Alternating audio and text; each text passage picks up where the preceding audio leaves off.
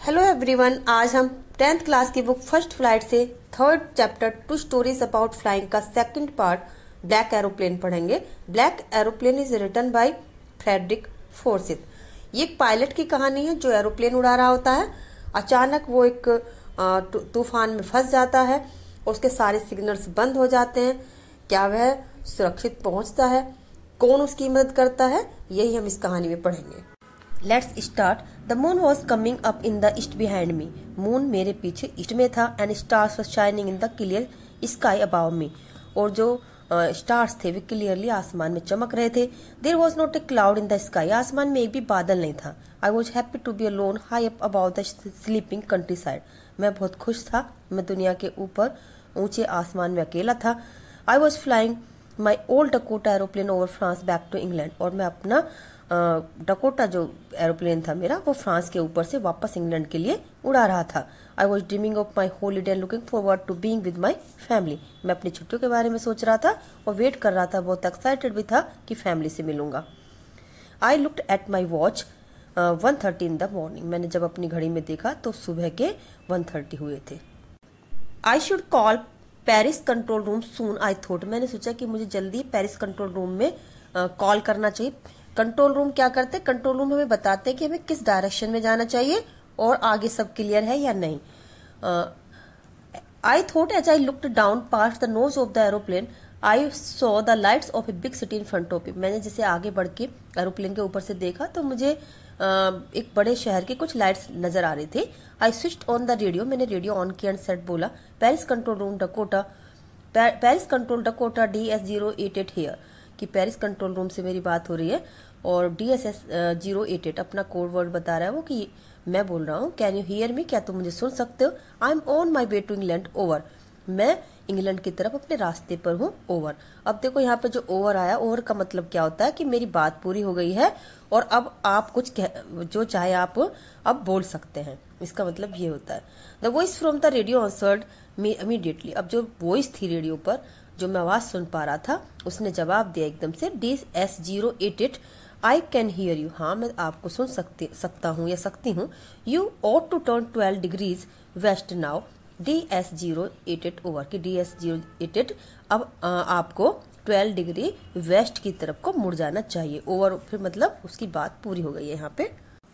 I checked the map and the compass, switched over to my second and last fuel tank and turned the Dakota 12 degrees west towards England. अब मैंने अपने map और compass को check किया और जो मेरी दूसरी और लास्ट तेल की टंकी थी इसको स्विच दबाकर चालू किया। जैसे हमारी गाड़ी में होता है ना, रिजर्व में कोई चीज चली जाती है तो फिर उसको ऑन कर लेते हैं लास्ट में, जो फ्यूल बचता है उसको यूज करने के लिए। तो वही कह रहा है कि लास्ट फ्यूल बचा था मेरे पास। And turn the Dakota 12 degrees west towards England. और फिर मैंने अपने डकोटा एरोप्लेन को इंग्लैंड की तरफ 12 डिग्री पर घुमा दिया। क्यों घुमा दिया? क्योंकि पेरिस कंट्रोल रूम से ऐसा आदेश मिला था। I will be in time for breakfast I thought. मैंने सोचा मैं टाइम पर पहुंच जाऊंगा ब्रेकफास्ट वाले टाइम पर। A good big English breakfast. अरे वाह, आज तो बड़ा अच्छा इंग्लिश ब्रेकफास्ट मिलेगा। Everything was going well. सब कुछ ठीक चल रहा था। It was an easy flight. बड़ी आसान सी फ्लाइट थी। क्यों? क्योंकि मौसम भी अच्छा था, सब कुछ सही चल रहा था। Paris was about 150 kilometres behind me when I saw the clouds. जब मैंने क्लाउड्स को देखा तो जो पेरिस था वो करीब 150 किलोमीटर पीछे रह गया था। Storm I saw the clouds, storm clouds. अब मुझे क्या दिखा? क्लाउड्स दिखने शुरू हो गए। स्टॉर्म क्लाउड, तूफानी जो बादल होते हैं, बड़े भयानक से होते हैं। दे वर ह्यूज, बहुत बड़े बड़े थे। They looked like black mountains standing in front of me across the sky. वे ऐसे लग रहे थे जैसे आसमान में पूरे में छा गए हों और एक ब्लैक माउंटेन्स की तरह से मेरे सामने आ गए थे। I knew I could not fly up and over them. मैं जानता था कि मैं इनके ऊपर से तो उड़ नहीं सकता हूँ। And I did not have an fuel to fly around them to the north of south. और अगर मैं इसके नॉर्थ या साउथ से निकलूं, यानी घुमाकर निकालूं अपने एरोप्लेन को, तो मेरे पास इतना फ्यूल भी नहीं था क्योंकि लास्ट में रिजर्व में लगा रखा था मैंने। I thought to go back to Paris I thought but I wanted to get home. अब मैंने सोचा चलो पेरिस वापस चला जाऊं। पेरिस कितना था पीछे? 150 किलोमीटर जो अभी बताया था उसने। आई थॉट, मैंने सोचा चलो वापस चलता हूँ, but I wanted to get home. लेकिन मैं घर जाना चाहता था। अब देखो उसको लालच आ गया है। तो आई वॉन्टेड दैट ब्रेकफास्ट। मुझे वो ब्रेकफास्ट खाना था। I will take the risk I thought. मैंने सोचा चलो रिस्क ले लेते हैं, देखा जाएगा। And flew that all Dakota straight into the storm. और मैंने वो पुराना जो डकोटा मेरा एयरप्लेन था वो पूरा मैंने तूफान में ही सीधा घुसा दिया। Inside the clouds everything was suddenly black. अब बादलों के अंदर क्या था कि सब कुछ काला काला नजर आ रहा था। It was impossible to see anything outside the aeroplane. अब एरोप्लेन के बाहर कुछ भी नजर नहीं आ रहा था। The old aeroplane jumped and twisted in the air. जो मेरा पुराना एरोप्लेन था वो जंप करने लगा, हवा में इधर उछलने लगा। I looked at the compass. अब मैंने कंपस की तरफ को देखा। देखो जो कंपस होता है एक ऐसा इंस्ट्रूमेंट होता है जो डायरेक्शन बताता है, और एक यही हमारे पास तरीका होता है जब एरोप्लेन चलाते हैं कि इससे डायरेक्शन का पता चलता रहता है और आगे हम बढ़ते रहते हैं। I could not believe my eyes. मुझे अपनी आंखों पर विश्वास ही नहीं हुआ। The compass was turning round and round and round. अब जो कंपस था वो गोल गोल घूमने लगा। It was dead. खराब हो गया था वो। It would not work. ये काम नहीं करेगा। The other instruments were suddenly dead too. और जो दूसरे इंस्ट्रूमेंट थे जिनकी मैं हेल्प ले सकता था आगे बढ़ने में, वो भी सब खराब हो गए थे। I tried the radio. अब मैंने रेडियो को ट्राई किया, क्योंकि एक रेडियो ही ऐसा होता है जहां से हम कांटेक्ट कर सकते हैं और उससे आगे निकल सकते हैं। रास्ता में उनसे पता चल जाता है। Paris control can you hear मी। अब मैंने बोला कि पेरिस कंट्रोल क्या आप मुझे सुन सकते हैं। There was no answer. कोई जवाब नहीं मिला। The radio was dead too. क्योंकि जो रेडियो थी उसने भी काम करना बंद कर दिया था। I had no radio, no compass and could not see where I was. अब ना मेरे पास रेडियो थी, न कंपास था, और मुझे दिख ही नहीं रहा था कि मैं कहाँ पर हूँ। I was lost in the storm. मैं टोटली स्टॉर्म में खो गया था। Then in the black clouds quite near me. तब मैंने ब्लैक क्लाउड्स में देखा मेरे बिल्कुल पास में। I saw another aeroplane. मैंने दूसरा एरोप्लेन देखा। It had not lights on its wings. इसके विंग्स पर लाइट नहीं थी, but could see it flying next to me through the storm. लेकिन तूफान में से मुझे दिख रहा था कि वो मेरे आगे ही चल रहा था, उड़ रहा था। I could see the pilots face. अब मुझे पायलट का फेस भी दिखाई पड़ रहा था। Turn towards me. वह मेरी तरफ को मुड़ा। पायलट का जो फेस था, यानी उसने मेरी तरफ को फेस किया। I was very glad to see another person. अब दूसरे आदमी को देखकर मैं बड़ा खुश हुआ। He lifted one hand and waved. उसने अपना एक हाथ उठाया और मेरी तरफ को हिलाया। हाय ऐसे करते हैं ना, वैसे उस टाइप से हिलाया। Follow me, he was saying follow me. अब वो मुझे कह रहा था कि मुझे फॉलो करो। He know that I am lost. वह जानता था कि मैं खो गया हूँ। आई थॉट, मैंने सोचा, his time to help me, कि वो मेरी हेल्प करने की कोशिश कर रहा है। He turn his aeroplane slowly to the north in front of my Dakota. अब उसने मेरे डकोटा से आगे आगे नॉर्थ की तरफ को अपना एरोप्लेन मोड़ लिया। So that it would be easier for me to follow him. ताकि मेरे लिए आसान हो जाए उसको फॉलो करना। अब आपने देखा होगा किसी नए शहर में आप जाते हैं और रास्ता अगर भूल जाएं और किसी से पूछेंगे तो वो कहेगा आजा आजा मेरे पीछे आजा। उसी टाइप से वो पायलट भी बोल रहा है। I was very happy to go behind the strange aeroplane like an obedient child.